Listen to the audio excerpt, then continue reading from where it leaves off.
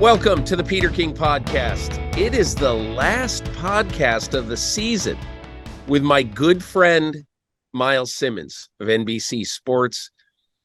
Myles, we're going to have a good time today. As you can see, I am not in my normal lair in Brooklyn. I'm actually in Berkeley, California, where my daughter and her wife live. And we had a really fun time here. My daughter graduated from grad school at Cal on Sunday, and we got to see grandson Freddie's Little League game on Friday night. So it's really been a nice little long weekend. Headed back to the East Coast later today. But how you doing, Myles? I'm doing well, Peter. Not as good as you, though, man. That sounds like an awesome weekend, man. Not only graduation, I mean, awesome, congratulations on that, first of all. But I mean, to see your grandson get to play baseball, I'm sure that was pretty special for you. I'm sure it was fun. And last night we took him to the Giants game. Oh, nice. And I think he was less. He was less into sort of the game itself and more into me explaining. So Freddie is 6.5, and I was explaining Bryce Harper to him, and sort of, it was Giants Phillies, and I was explaining the two greatest things that happened were, first of all, when I explained to Freddie that Bryce Harper had, been in a fight and he was kind of a villain. Freddie knows what a villain is, and he could not get over that. But look at him. He looks like such a nice guy and everything. And I said, he is a nice guy, I'm sure. But a lot of people really don't love Bryce Harper. And so we were talking about that for 2 or 3 innings, made it through 6 innings of the game and had a great time. So it was all good. But the funniest thing of the evening this was really cool, is Freddie basically asking, when I told him he saw the P on the uniform and the P on their hat and everything. And he goes, but it's Philadelphia. Isn't that an F? I said, no. PH is the same sound as F. So anyway, that was kind of we had a cool evening at the ball game. So that was fun.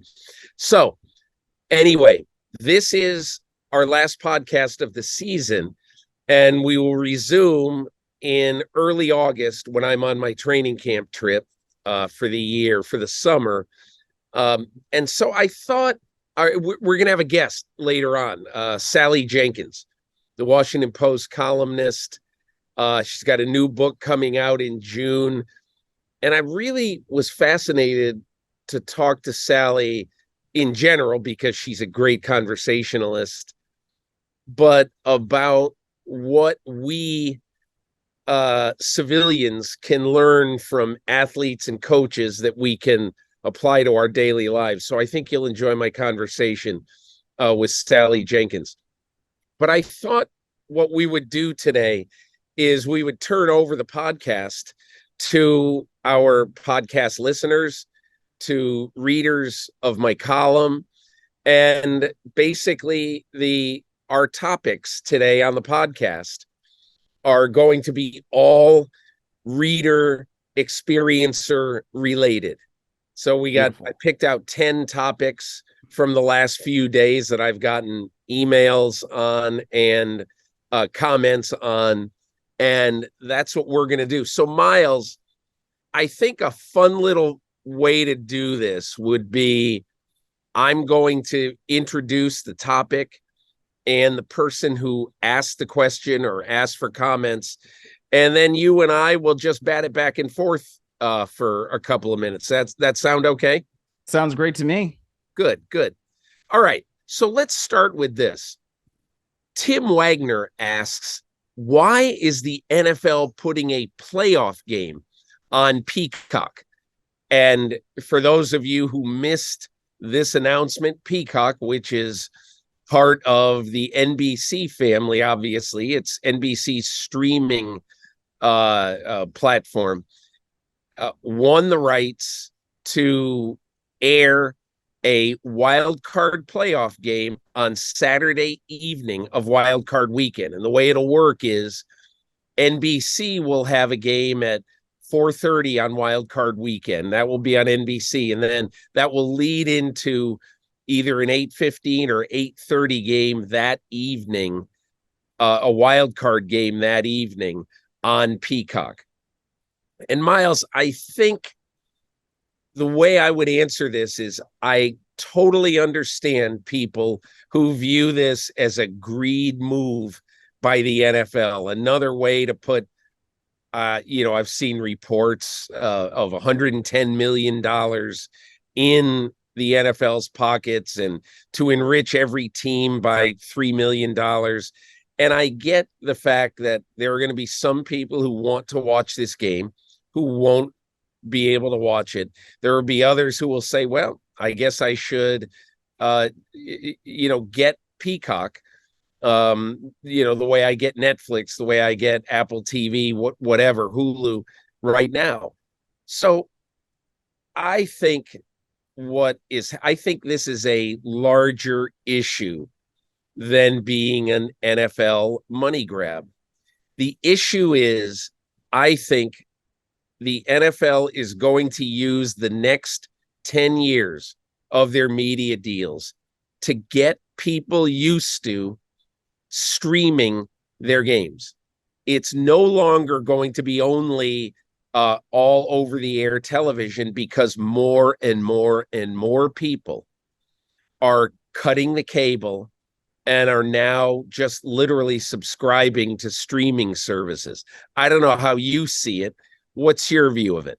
Well, I think it's exactly that. It's the same reason why it's YouTube/YouTube TV carrying Sunday Ticket now instead of Direct TV. And because I think a lot of people, myself included, were already using Direct TV streaming service for Sunday Ticket so that you can watch all of the games. And so now you've got YouTube and YouTube TV as that partner, first of all, which I think is going to make the experience that much better because they have the experience in streaming. And yeah, I suppose you could call me a company man for saying this, but Peacock has experience in doing live sports. We have a lot of experience in doing live sports. And so what you're taking really is essentially is an NBC broadcast and you're putting it on Peacock, and you are having people come to it.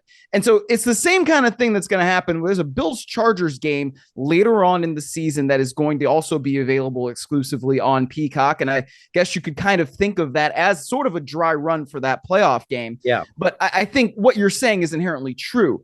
This is just what the wave of the future is.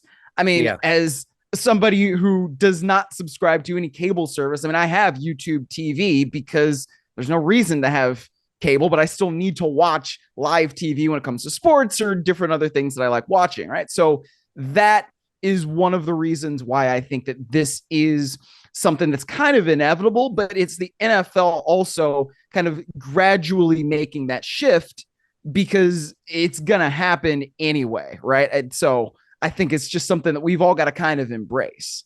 Yeah, I understand people who have their cable package at home and already pay whatever $67 a month for, to get all the games on both ESPN and on Fox and CBS and NBC, and they're already missing games because they don't want to get on Amazon Prime. And I get it. I totally get it. But this is the future, and it's not going to it's going to be one of these things that when you see the numbers of people who like formerly were cable TV households, I think it's gone from like 110 million down to maybe 50 million now, but it's been cut in half over the last, say, 5 years or so.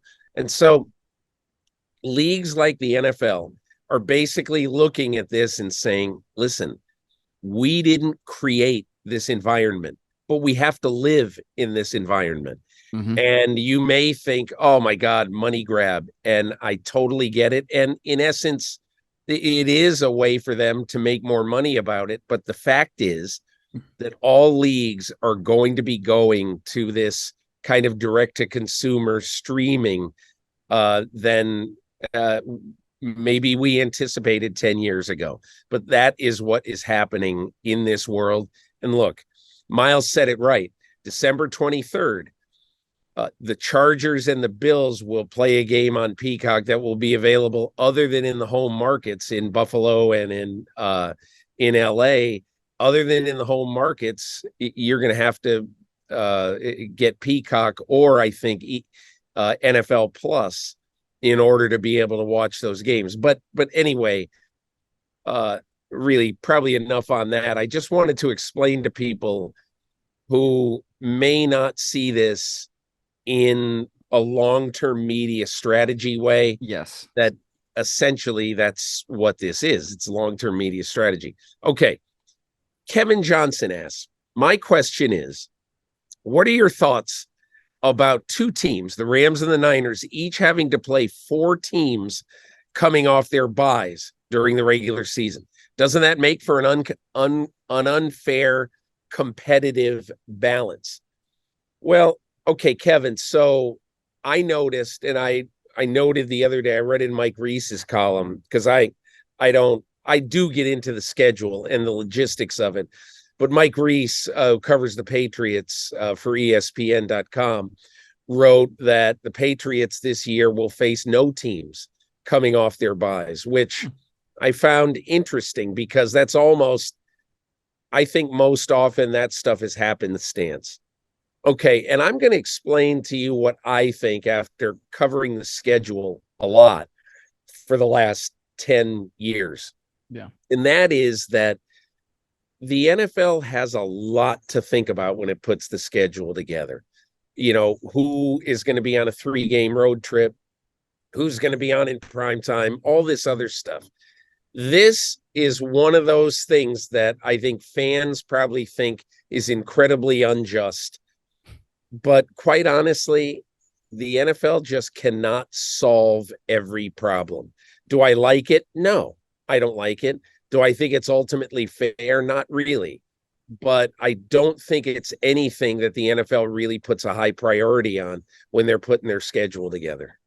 Yeah, I mean, I have to agree with that. I mean, at a certain point, it's kind of, well, yeah, it might happen, but the NFL probably doesn't care all that much. I mean, I think that to a certain extent where you're saying, oh man, maybe there are some competitive balance issues. At least if that's the case for 2 teams, there are 2 teams in the same division, right? And so you're at least having it in that way. But yeah, I think what you said is correct. I mean, there are so many logistical issues that the NFL has to solve between 32 teams. You're playing 5 international games this year. You know, you've got teams that are playing, different divisions and all that. Seattle's always got the toughest travel schedule of any team because they are so gosh darn far away in the Pacific Northwest in Seattle. So, I mean, there's only so much that you can solve in issues in a schedule while also creating a very compelling schedule that puts the best games on in prime time. The best teams get featured here and there and whatnot. So this is, I guess, just one of those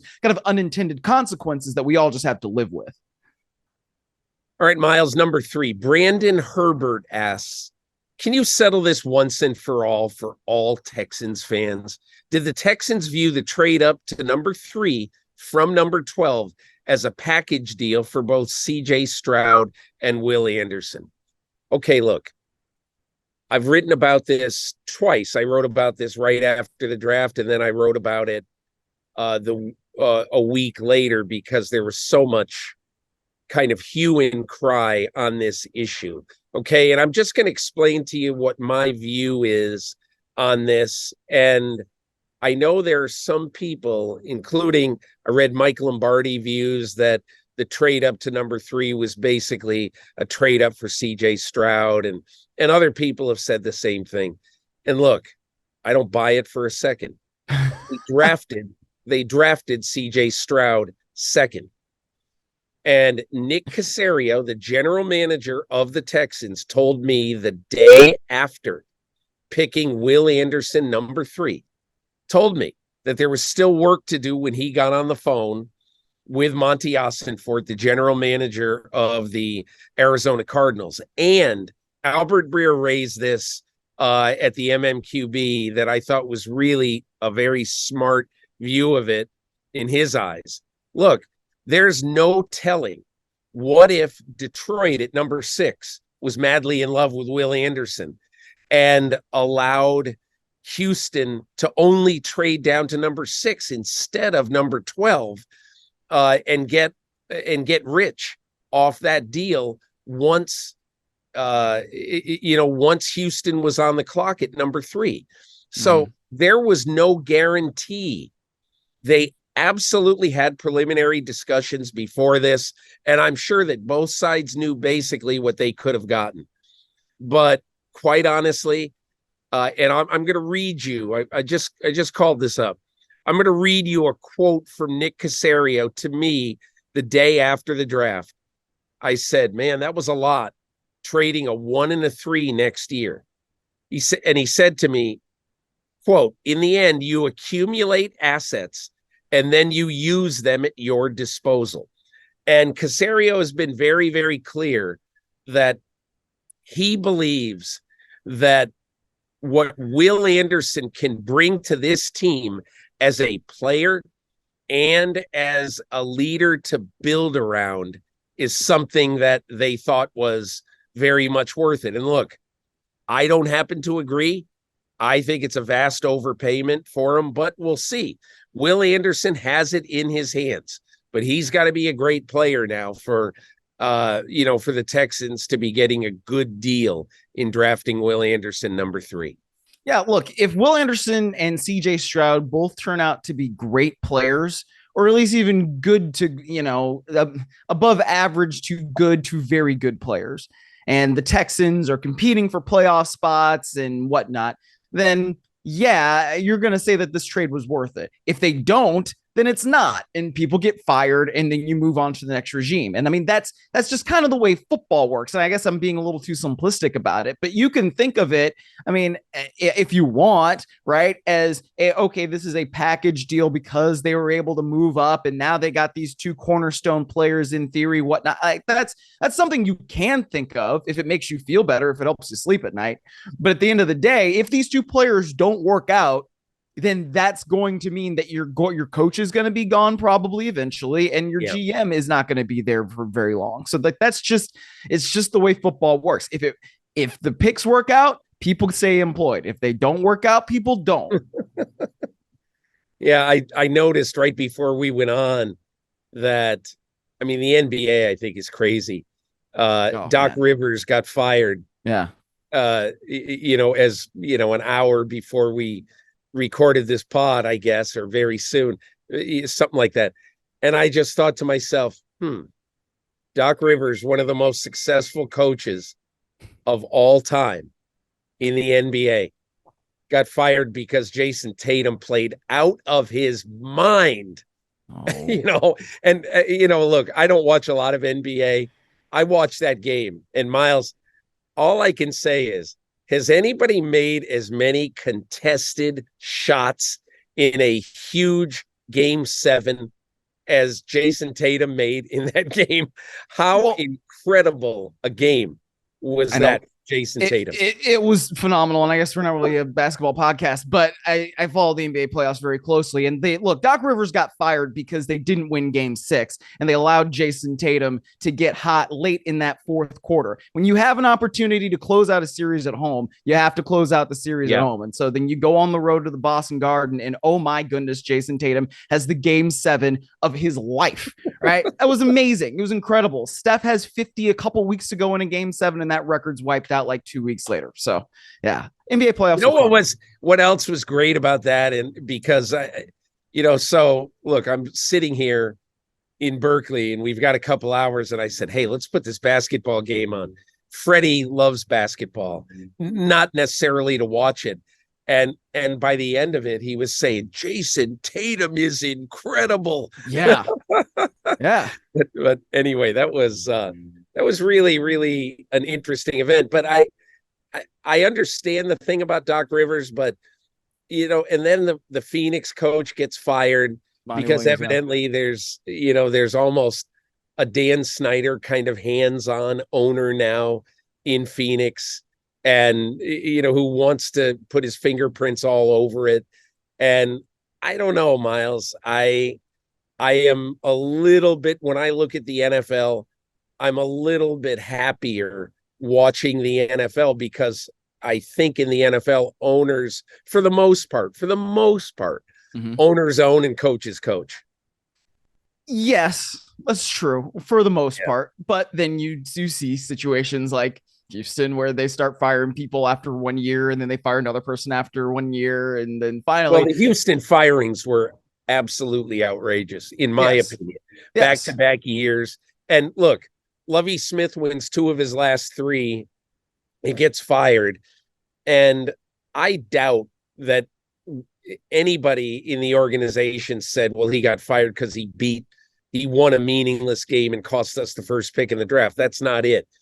What I am outraged by, and what I was outraged by with Lovie Smith, is, don't you want a coach who's going to have your team playing its rear end off in an absolutely meaningless game at the end of a season? We celebrate Dan Campbell for that. Yes. Okay, in Green Bay, and we fire Lovie Smith for it.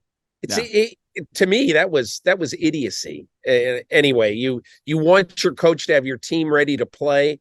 He did. They won a great game. They're not playing. And I understand. Everybody said, oh my God, you can't win that game. Why? Why can't you win that game? I understand as a fan, you want the first pick in the draft, but do I want a coach pulling people out and saying, don't try, or let's play practice squad guys who are going to get beat? No, I want my coach to work with his players to win every game they can. And after that, the chips will fall where they may. I totally agree with you. And I don't know that the Texans are really any worse for wear for drafting CJ Stroud instead of Bryce Young. I mean, who knows? If they had the number 1 overall pick, they might have gone with CJ Stroud anyway. So yeah.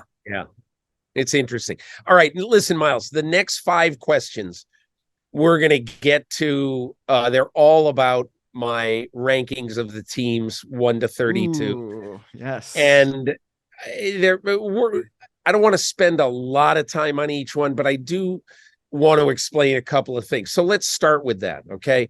Melazar asks, I don't know if that's a first name, last name, whatever. Melazar asks, any preseason power ranking that does not have the current Super Bowl champions as number 1 is just clickbait. Ooh. All right, Melazar, I will answer that by just saying, would you like me to just simply rank the teams in the order that they finished last season? Does that ever happen? Does one season, has it ever happened that the teams in the next season have the exact same records, same teams make the playoffs, same everything? So why would you think that it's clickbait that I picked the Philadelphia Eagles 1 and the Kansas City Chiefs 2? Why? I'm mind boggled by that. But this is not a confirmation of the previous season. This is looking ahead to the next season. Miles. The Chiefs lost Juju Smith-Schuster, Orlando Brown. That's 2 extremely key offensive contributors, including your left tackle, right? Frank Clark, probably not going to be back either, though he's still on the open market. So things change every single year, and I don't think it's very insulting at all to have the Chiefs at number 2. Yeah, I find that kind of humorous. Yeah. Okay, the next question. It's a question from a reader who says, you have the Falcons winning the NFC South? Why, yes, I do. Is there a team in the NFC South that you absolutely love? Is there a team in the NFC South that you think is absolutely can't miss and is going to roll over everybody? And I'm just going to tell you why I happen to really like the Atlanta Falcons and why, in my opinion, the NFL chose to put 4 teams not on in prime time this year. One of them is the Atlanta Falcons. That is a big miss. And I'll tell you why. Look, we all know there's question marks. Nobody knows if Desmond Ridder is going to be the guy. I mean, it could be that Taylor Heineke will be the quarterback of this team by week 8. I don't know. But let's just talk about the most interesting group of skill players in the NFL. And I mean the entire NFL. All right, let's start at the receiver position. Drake London, last year's first round pick. And they're just okay after that. I happen to be a big Mac Hollins fan. We're going to see Mac Hollins get his opportunity to be a starting player for the Atlanta Falcons. And I think he's going to play very, very well. I know that Josh McDaniels really liked him in Vegas last year. Then, okay, your slot receiver, if this guy can stay healthy and give 15 or 16 games, Scotty Miller, to me, is a really good potential slot receiver who never had as much time as I thought he should in Tampa. Now let's go to the tight ends. To me, Kyle Pitts, Jonnu Smith. I don't know how you get a lot better 1-2 punch at tight end than that. And then you got a returning 1,000-yard rusher who I voted as my NFL Offensive Rookie of the Year in Tyler Algier. He's going to be joined by Bijan Robinson. And Bijan Robinson also is going to play some slot receiver in Arthur Smith's offense. To me, I kind of like the Atlanta Falcons, and I really like the signings, maybe just for 1 year, of Calais Campbell and David Onyemata to bolster that defensive front. And I think the Falcons are going to be sneaky good. I just do. Like, they could be. I mean, look, somebody's got to win that division, and no team, I think, is going to make a real serious run out of that division. But I would say that I kind of like the Panthers more than the Falcons because I really like the Panthers defense. Yeah. I think it might be better under defensive coordinator Giro Evero. And then on offense, I love the coaching staff. And so even though they have a rookie quarterback, I think that they also could be one of those sneaky teams that either wins the division or maybe gets the 7th seed. The last thing I'll say about the Falcons, I think my guess is Matthew Bergeron, who was a kind of a, speaking of sneaky, a sneaky fast riser up draft boards late. He was the 2nd round pick of the Falcons. He was a tackle who grew up in Canada and was a late riser. He probably is going to win left guard. And he's an important guy for this team because Desmond Ridder needs some time, and he's not going to be good if he's being chased around a lot. So we'll see about that. But I'm more fascinated than not about the Atlanta Falcons. Okay, let's go to Louis Hard. Your list is trash. Defend it. Okay. I like that deep analytical take into my list. I'm going to pick out one thing that probably most people thought is utterly preposterous, and that is Detroit being number 6. Well, every time I make one of these lists, I try to pick a team that I think by the end of the year is going to be better than everybody thought in May, June, and July. That team this year, and look, the NFL must think so too. You know, they put them on they put them on nationally televised or in prime time 4 times, which is a recent record anyway for the Detroit Lions. And look, Louis, I understand that a lot of people are going to have some nits to pick with any list of the rankings of the teams in May. I'm not going to pick the regular finish from the previous year. And that's all there is to it. The one other thing about this list that I think you could maybe be critical of. And look, I didn't even think about this until I got a lot of reaction to it. I thought it was really funny that people thought that I ranked the Green Bay Packers too high at 21. And I'm thinking to myself, It's not that I mean, high. the 21st team in the NFL is probably going to be 7-10, Yeah. maybe 8-9, but it's not going to be a playoff team.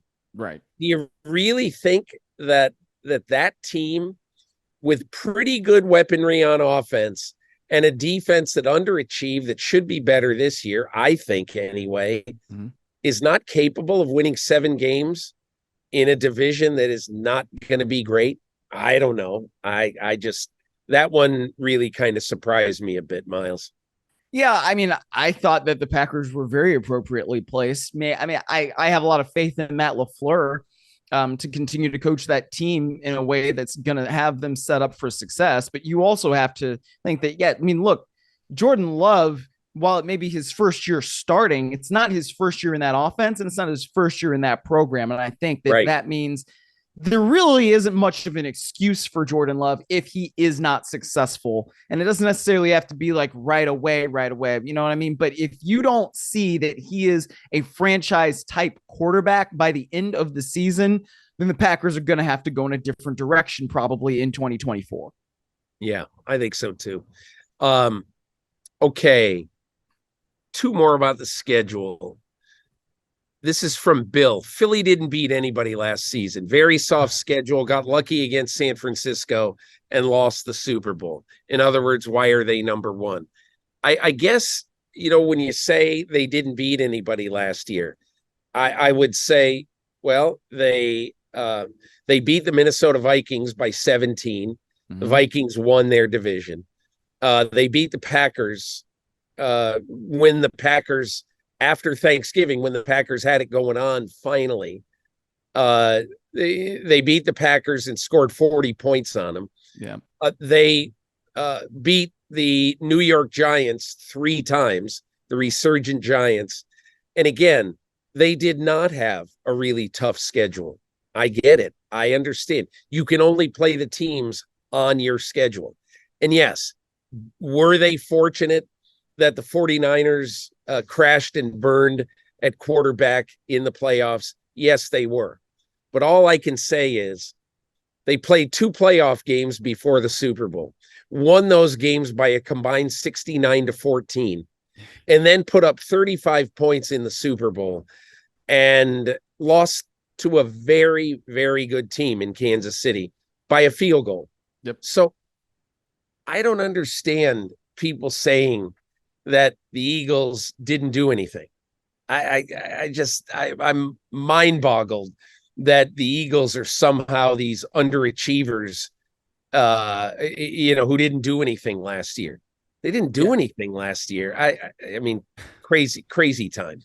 I mean, yeah, it's kind of like, did you watch the Super Bowl? I mean, if Chiefs are the best team in the league and they won by 3 points and kind of barely did that, then what are we talking about here? I don't know. I mean, the Eagles were every bit matched up as good as the Chiefs. And if you play that game 10 times, I mean, the Chiefs would probably win 5 and the Eagles might win 5. That's the way I see it. Okay, last question about the schedule comes from Tom of Reading, Pennsylvania. What I don't like about your rankings is that they basically take the standings from last year and run them in order. You usually take some chances. Why not this year? Well, I don't know what to say about that other than, yes, I do have the top teams in each conference back highly rated. Kansas City, Buffalo, Cincinnati, Philadelphia, San Francisco. I've got them back. You're right about that. And I know that all 5 of them are not going to be great, and I'll probably be wrong about quite a few. However, the Vikings won 13 games last year. I have them ranked 14th. The Baltimore Ravens were just very iffy last year, and I have them ranked 7th. The Miami Dolphins were pretty iffy, especially down the stretch. I have them ranked 8th. The Jets are 9th. I don't know. And look, I have Tampa Bay 31. And look, there are going to be a few things in here that totally go off the rails, and I get it. But I disagree that I just ran the standings again. So anyway, to each his own looking at this. Myles, we got 2 more quick questions before we get to Sally Jenkins. This is from Tom Meredith of Milford, Delaware. The tsunami of sports betting, okay, is really bothering Tom, and he wonders what is going to happen and what sort of impact it's going to have on professional sports. All right, Tom, I am not a fan of the tsunami of sports betting. I think it's dangerous. I think 10 years from now, we are going to have, I don't want to be overly dramatic. I think we're going to have rehab centers with people trying to get off gambling. And I don't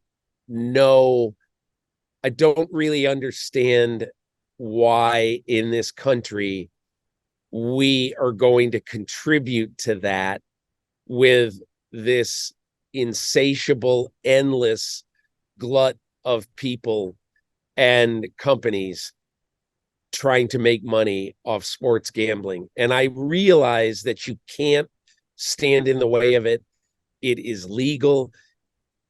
I just weep a little bit for the future of sports and the future of sports fans, because I think a lot of people are going to be ruined, I'll say it, by sports gambling, because I think it's going to be pervasive and it's going to be overwhelming. Well, I think it is already pervasive, and I think it is already overwhelming. I mean, you can't really watch a sporting event anymore without seeing advertisements for various sports betting companies. And even here in California, where it is not legal to have sports betting, you still have those commercials because they are national commercials. I mean, I don't really do it. I don't particularly like losing my money. So I like spending it on things like concert tickets and things like that. So sports betting doesn't necessarily appeal to me, but it does, I know, add an element to the game. Like when I'm talking to my friends, we talk about lines and things on the group chat and whatnot. And so I hope that people do it responsibly. And I don't disagree with you, Peter, that there are probably going to be some sort of centers where people are going to have to take things into account and, wean themselves off of sports betting. So, I mean, I guess I would say if you're struggling with it right now, call 1-800-GAMBLER, because that is one of these gambling helplines that you can turn to. But at the same time, you're right that it's sort of one of these trains where you're not really going to stop it at this point unless there is some sort of real big crisis. And I don't know that we've reached that point yet. Yeah, it's just really bothersome. Final question.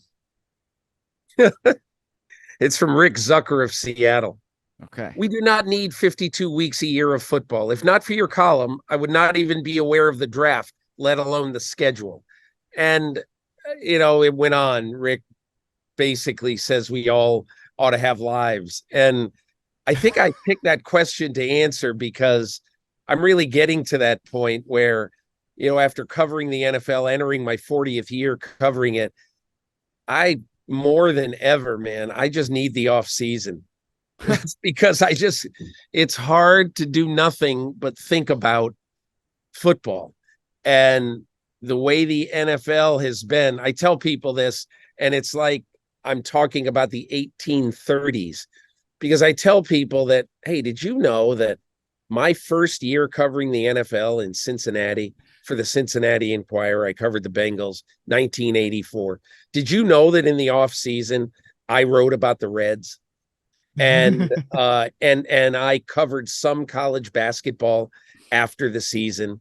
And there was one weekend that year that on Friday night before a Bengals game, I covered a high school football game because high school football was religion in Cincinnati.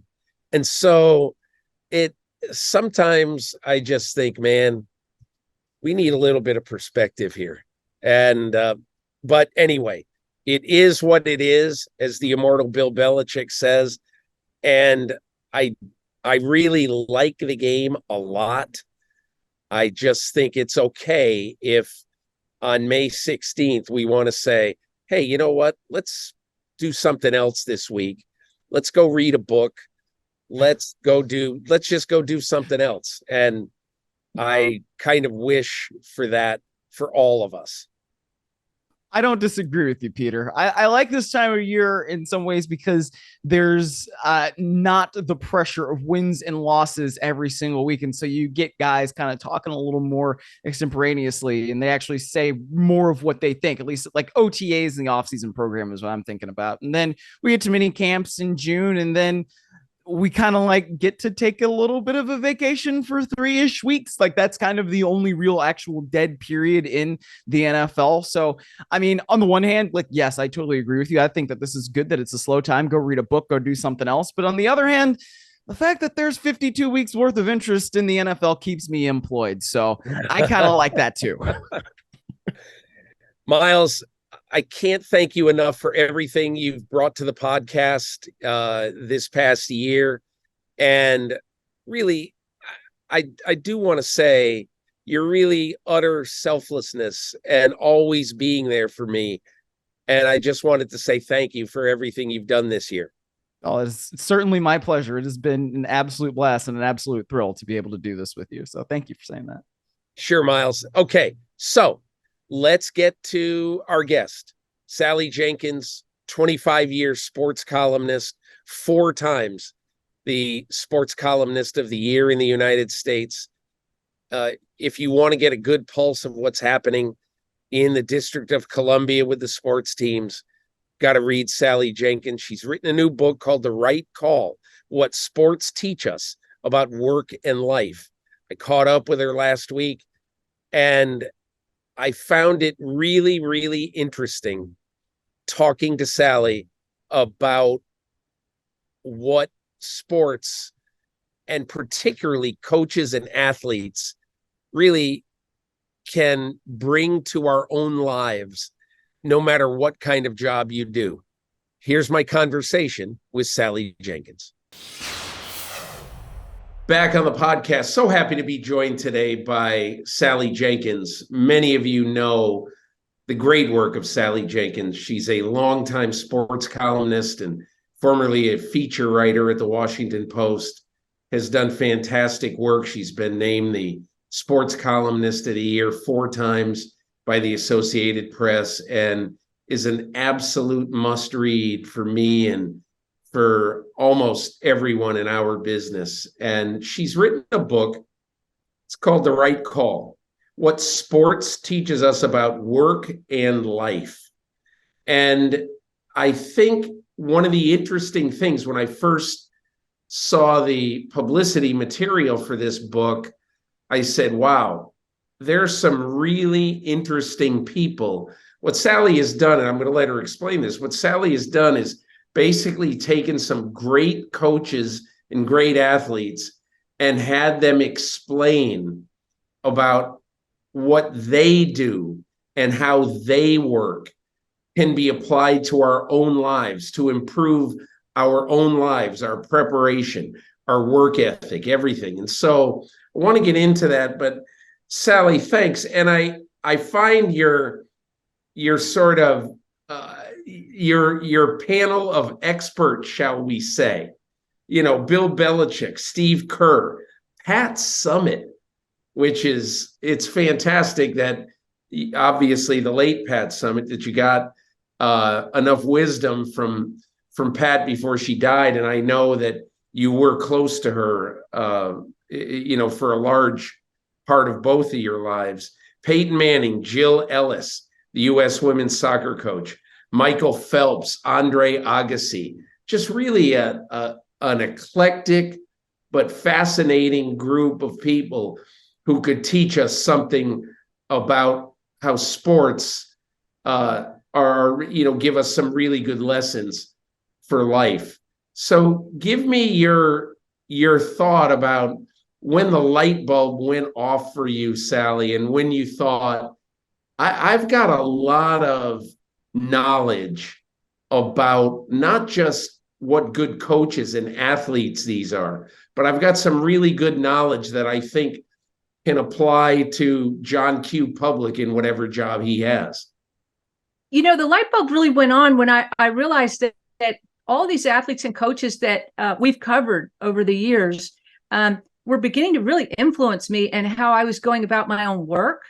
And, from Peyton Manning to Pat Summitt to the big wave surfer, Laird Hamilton, and Steph Curry, it's a, really broad cross section of people I've been able to cover. And I just realized that I was starting to become more methodical, more disciplined, and sort of had quietly, without even realizing it, incorporated some of their stuff into how I sports write. And I thought, well, do all these people have something in common? Is there a commonality in how they all approach their job? And the answer is yes. And the answer is that you can borrow from it. I mean, the $64,000 question for all of us is, can we really learn something from Peyton Manning or Tom Brady, or are they just there to be, to awe us and to be entertainment? And the question is, we really underutilize them. And I think if we thought about them more carefully, studied them a little bit more in depth, and delineate what's important in their methods, the rest of us have a lot we can take from them, apart from sheer enjoyment and entertainment.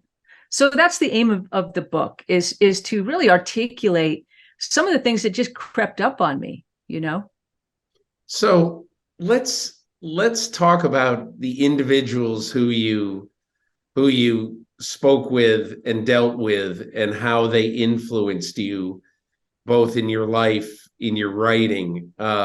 Really curious about Bill Belichick, because I remember a story Chris Sims told me once. He was a grunt coach on Belichick's staff, I think for about 16 months. And he said, I always thought what really differentiated him from every other coach I'd ever been around is that to him, May 11th was exactly as important as October 11th. And every day he came to work was a day that he honestly thought, no matter what time of year it was, he honestly thought he could make his team better. And, and his whole point was, I don't know what exactly that means, other than, to me, I always thought of Bill Belichick as this steely guy and everything. But once you actually work with him, you find out he's really a heck of a teacher. Yeah. And, he imparts a lot of lessons. Give me what you took from Bill Belichick. Well, it's funny you say that, because one of the questions I asked Bill Belichick, the one time I really was able to interview him in depth, I said, are you a teacher? Do you consider yourself a teacher? And he said, absolutely. He said, you have to understand, most of the people who come through here are young men just out of college, some of whom haven't really even managed their own affairs fully yet. And so I think we underestimate the degree to which NFL coaches are teachers. But the main thing I take from Bill Belichick is that preparation from any great coach, from Bill Walsh, name Vince Lombardi, they all do the same thing. What we think are their critical decisions in the heat have their roots are in everything they did on Wednesday morning. They don't make decisions off the cuff the way we think they do as spectators. They are deeply, deeply deliberated decisions based on work that was put in all week long. They do not trust to a fortunate jolt of inspiration. They're never nonchalant. And so that's the main thing I take. The writer's culture is you breeze into the press box and you hope to be good that day on deadline. And I just learned better over the years. I learned that people who are really, really great at what they do started working at being great on Sunday, on Wednesday. It's really interesting you say that. Tim Layden, a friend of both of ours, one of the reasons he's become such a great, in my opinion, horse racing writer is that he can go to a Kentucky Derby and he's perfectly happy if any one of the 18 horses wins, because he has been in the barn with every one of the jockeys and trainers and owners since Tuesday morning, and he gets there at 5 a.m. So that I think you're so correct in saying that preparation is so important. And look, we've all, because of our jobs, I mean, we understand the way this business is.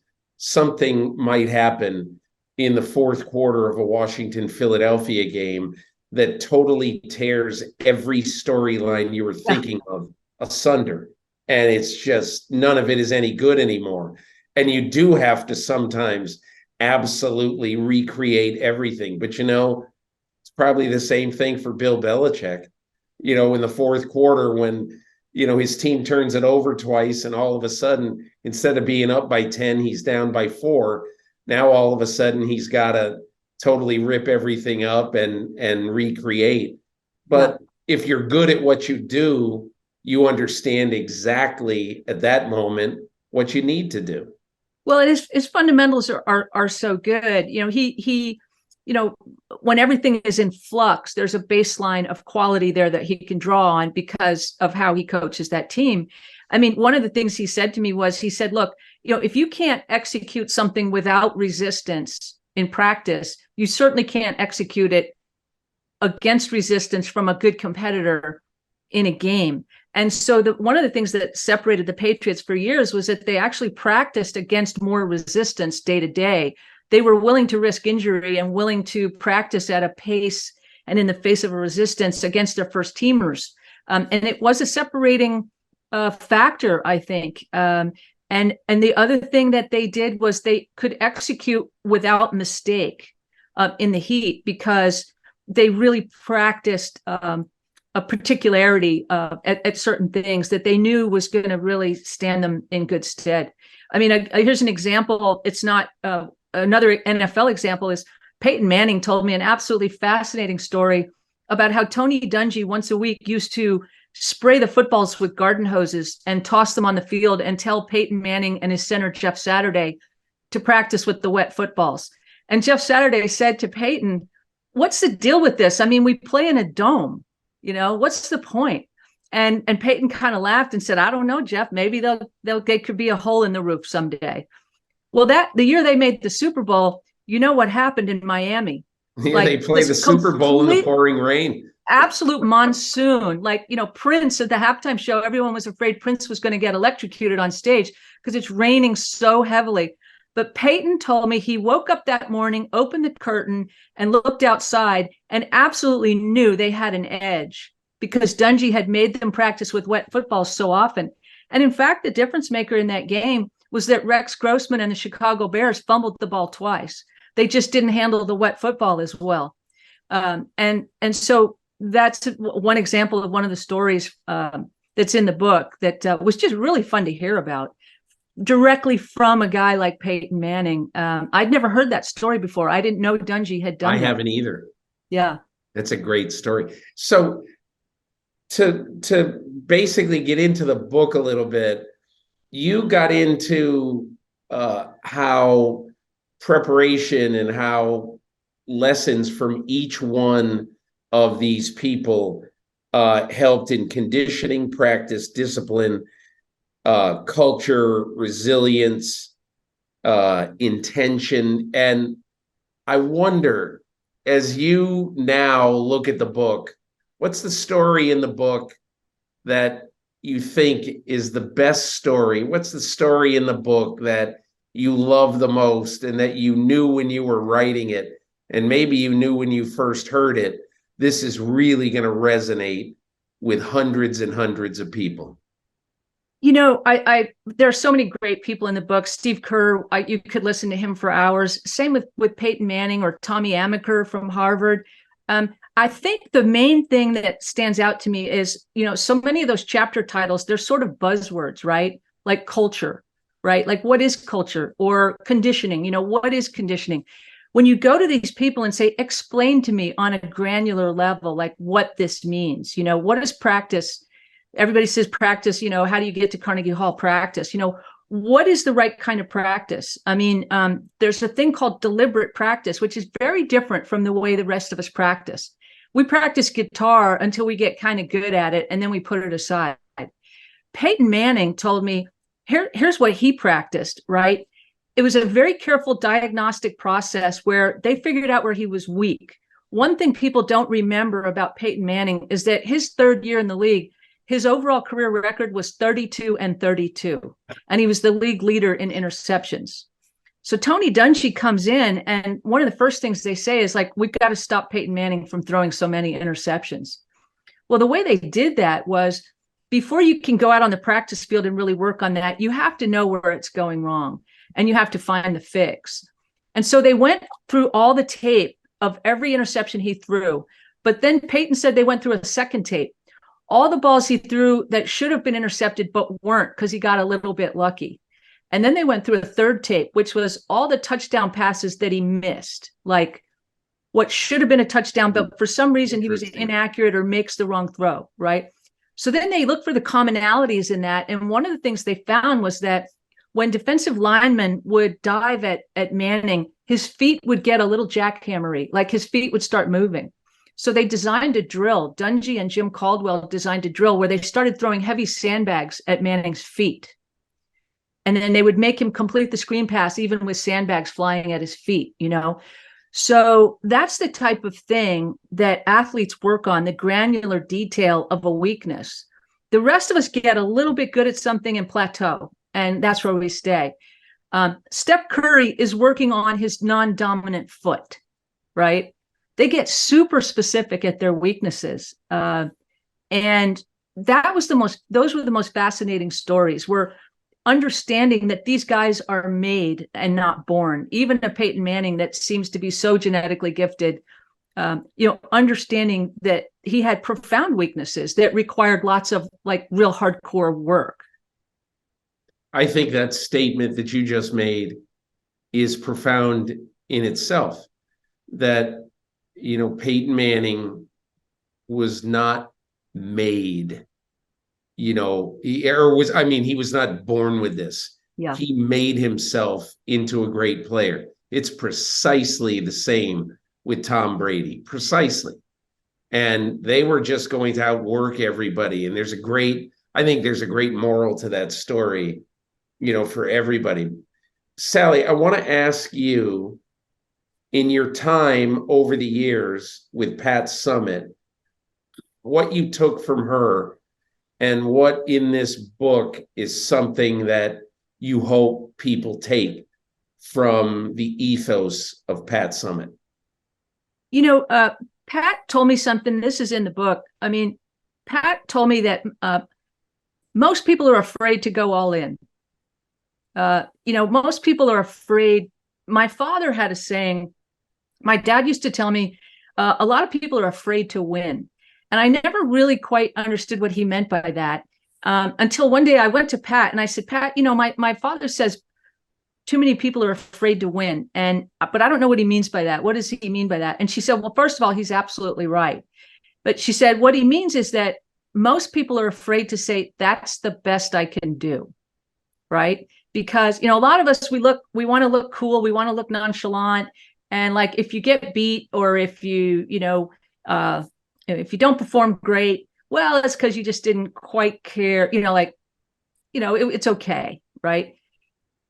The people who really, really reach the highest, most elite level, or who make really don't even reach the highest level, but who make really large improvements in their lives, are the people who really put it on the line and say, I really care about this. I'm going to work at it with an unembarrassed intensity. And Pat's unembarrassed intensity, her passion for her work, her willingness to make the tough call, whether it was the right call or the wrong call, her willingness to make a call, to invest herself completely and care as much as she cared about her job, and say, I want to be really great at this, made a tremendous impression on me, particularly as a young writer and a young woman. And that's the main thing I took from her. It was an incredible gift. The other person in here that I really got an interesting, I got kind of a kick out of, because I would have no idea other than incredibly hard work. What'd you take from Andre Agassi to apply to anybody's job. What does Andre Agassi give you in this book? You know what Andre gave me, and I covered him for a long, long time. I covered Andre from start to finish. I mean, I covered one of his first professional matches and then covered his last US Open. So I really went kind of wall to wall with Andre. And what I took from Andre was the possibility of real transformation. Andre's career became a real act of will. That he was considered very superficial. He had, as he put it to me, his accomplishments did not meet his wealth. I mean, he got big endorsement deals early on before he had won a Grand Slam. And then he had to live up to all of that, right? And it was very, very hard. And it took him a long time to win his first Grand Slam. And he really had to teach himself how to become a professional. And what put him over the top and made him a champion was the determination to be a professional, win or lose, right? To work at his craft, to practice it, to work on his weaknesses. And if he didn't win, then fine, right? But Andre is a guy who spent the early part of his career afraid to win, afraid to go all in. And he turned himself from like this little bird-like guy with a peroxided ponytail into a very shaved down, burly man who bore no resemblance to his early self. So I took from that there's such a thing as self-fashioning, self-making. He was a very self-made man. All of these champions are very high, as you just said, they're very highly self-made people. And that's where we really mistake them. Most people, I would think, would look at athletes and their drive to succeed and be great and say, well, that's not my job. I sell insurance in Kankakee, Illinois. What can I take from Peyton Manning? What can I take from Steve Kerr? What's your answer to that? You can take problem solving, because you're going to be in crisis, right? You're going to be under pressure. And as Laird Hamilton, the big wave surfer, explained to me, I mean, he's one of the more fascinating characters and interviews in the book. Laird said, look, your body doesn't know what's stressing it, right? Like your body doesn't know if you're suffering anxiety because you're in the ocean facing a really large ocean swell, or if you're facing anxiety because you're giving a speech in a corporate boardroom in front of a group of people who don't respect surfers, right? So that's a funny way to put it, really. Yeah. Well, that's exactly what he said. So the fact of the matter is that we all have to deal with these pressures. We all have to deal with performance under pressure. And we all have to deal with, I mean, look, every job, no matter how much you love it, has facets of it that you don't really like to do or that you're not naturally suited to do.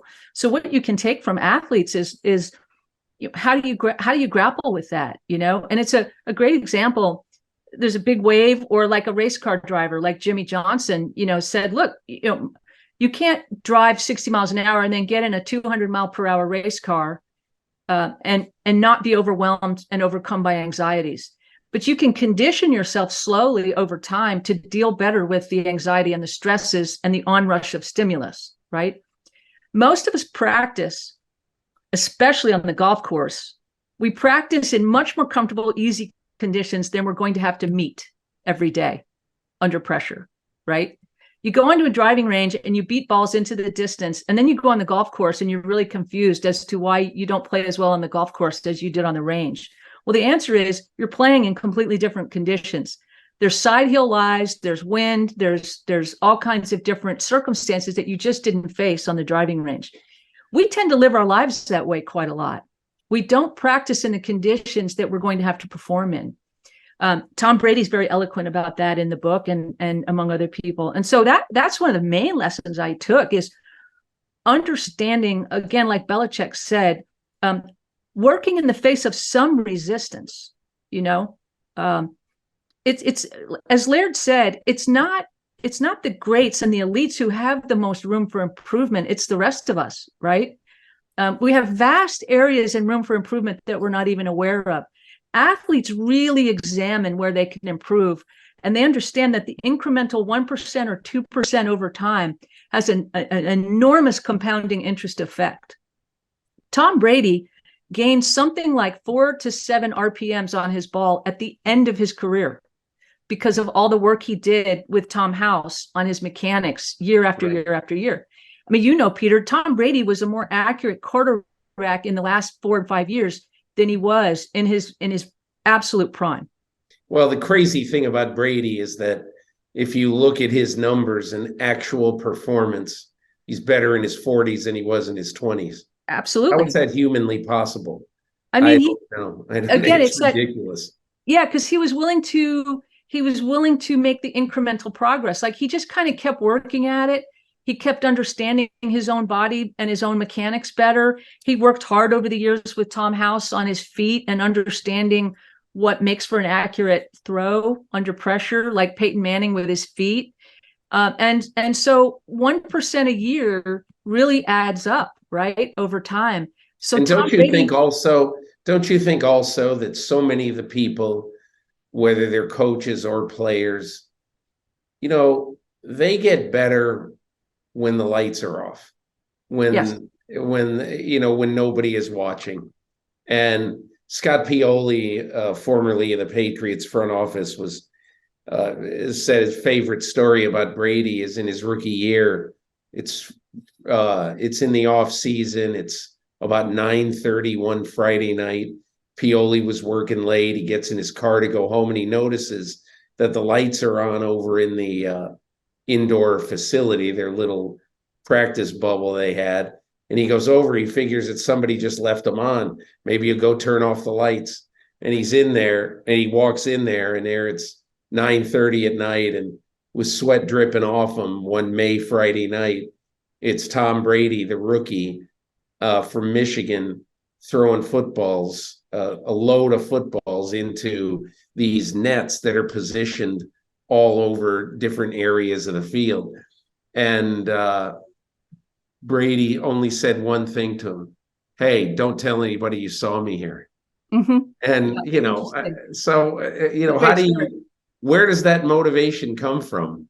Some people are motivated to work that hard, and they don't have a high enough base of talent. He obviously had a high enough base of talent that stuff really mattered. Well, I think, I don't think anybody, including Tom Brady, was born with like the temperament. I don't think Tom Brady was born driven, right? I think that drive, all of the athletes I talk to say that it becomes like almost a self-perpetuating thing. You do something hard, you get rewarded for it, you see a little bit of improvement, so then that makes you crave it a little bit more. And so that work ethic actually builds over time. They develop a tolerance for tedium, and they develop a habit to the point where they're uncomfortable if they haven't practiced a lot.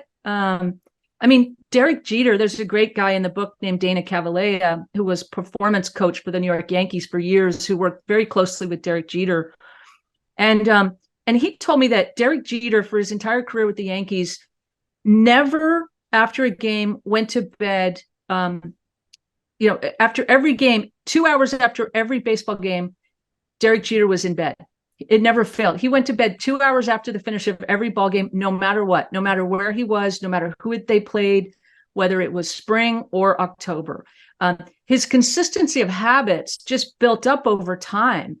And by the time he's done, he's just one of the most consistent ball players in history because he had developed such consistent habits, right? Yeah. And so those become, like Laird Hamilton told me, you start to crave good things instead of bad, right? And so that's the light bulb for them. That's the trick they learn. They're not born with it. They are willing to sort of experience discomfort for just long enough to get some reward out of it and some gratification out of it, and then turn it into a habit. I mean, quite frankly, I think anyone can do that. Your ceiling, is uncertain, of course, but there's no question that you can acquire better habits if you have the willingness to be a little bit uncomfortable. Comfort is not the only thing worth seeking, is the big message I took from everybody in this book. Well, your one statement that is going to stick with me from our conversation here about, developing good habits, great players. in their collective ethos, they develop a tolerance for tedium. Yeah. It's just it's absolutely perfect because, hey, look, I'll never forget this Peyton Manning story. You got to hear this one. I'm the pool reporter for the Pro Football Writers at the Super Bowl right before the one you're talking about, Chicago and Indianapolis. So after the game, after the Friday practice, Peyton Manning has 16 people come over, and he's got 128 footballs he needs to scuff up, and he needs to get ready to be game balls for the Colts when they're on offense in this game on Sunday. And so he is supervising these 8 people playing catch and just throwing the ball as hard as they can into the ground. And so they do it over and over again, 45, 50, 55 minutes. And finally, he goes over every ball, all 128 balls, and he holds each one, and he grips each one, and he presses each one. And if it's not ready, he throws it out, and he tells them do some more work on it. And I mean, there's like a cop from Davie, Florida. There's a security guy. There's like 3 or 4 just equipment guys, a couple of coaches.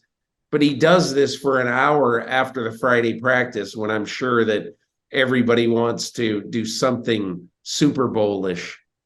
But that, to me, it always said everything about Peyton Manning, that the hay was not in the barn until he felt the hay was in the barn. Yeah. It's a great story. One thing Dana Cavalea said to me was, he said, the great ones, he said, athletes have a great insight. He said, they don't think about how it feels while they're doing it. They think about how it's going to feel when they're done. Right. And I think the rest of us tend to focus on like, wow, it doesn't feel great to work out. Like, I hate how I feel right now. Athletes aren't thinking about that. They're thinking about how good it's going to feel like afterwards. And it's a significant mindset shift, and I'll tell you something else that they have real insight into is athletes deal better with failure than anyone I've ever known, because they've all failed. I mean, every single one of them has. And arguably my favorite story in the book, and you will know this story because I'm pretty sure you will know it. So Brian Dable, when he was still with the Bills in training camp, right at the start of training camp, it's an all-team meeting for the Bills. And he says, everybody in the room stand up. Every coach, every player stand up. And then he goes, any player in this room who wasn't drafted, sit down. Well, about a third of the room sits down because most NFL teams carry a lot of undrafted free agents, right? So a third of the room sits down. And then he says, okay, anyone who's ever been cut, sit down. Another third of the room sits down. Anyone who's ever been traded or fired, sit down. Rest of the room is down, including all the coaches. There's one guy left standing. It's Josh Allen, the quarterback. Okay. And here's the end of the story. Here's the kicker to the story. He then says to him, Josh, how many scholarship offers did you have coming out of high school? And Josh Allen says, none. And he says, sit down. Now the whole room's down, right? And the point of the story is, look, great football organizations are not filled with first-round draft picks and big success stories. They are filled with people who were cut, traded, fired, undrafted, unoffered. Awesome. It's a great, great story. It is. Sally Jenkins, this is a book that one of the things I every year in my column, which I'm not going to have my column this year in June because I'm taking some time off, but every year, and I'm going to do this year, I recommend books for Father's Day. My whole theory is that, first of all, we don't read enough as a society. And second of all, books are an incredibly good gift because they're fairly cheap, still to this day, and they can enrich lives, even if for only a week. And you can take things with you that you learn in this book that you might buy for $28.95. But anyway, I really hope people get your book. And the reason I bring that up is that, you know, the pub date for your book, the publishing date, is June 6th, which is, I think, 8 days or so before Father's Day. So I'm really hoping, it might even be longer than before Father's Day. But whatever it is, I really hope people get it. And here it is again, The Right Call, What Sports Teach Us About Work and Life. It's from Gallery Books, which is an imprint of Simon & Schuster. And there it is. Look at it. Look at that cover. Nice and green. So, Sally, I really want to thank you for joining me on the podcast, and good luck with the book, and good luck with your absolutely marvelous career. Thank you, Peter. It's great to be here. And obviously you're a must read and a must listen. So it was such an honor to be here. I really appreciate you having me and love talking about this stuff with you. My thanks to everybody for both experiencing this episode of the Peter King podcast and listening and watching throughout the year. I'll be back in early August after taking a couple of months of a break. And I'll be back in early August, and you'll see me from somewhere on my training camp tour. Thanks again for loving and experiencing the Peter King podcast.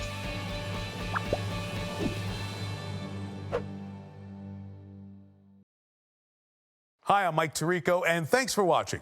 Make sure to hit subscribe for the latest news and highlights from NBC Sports.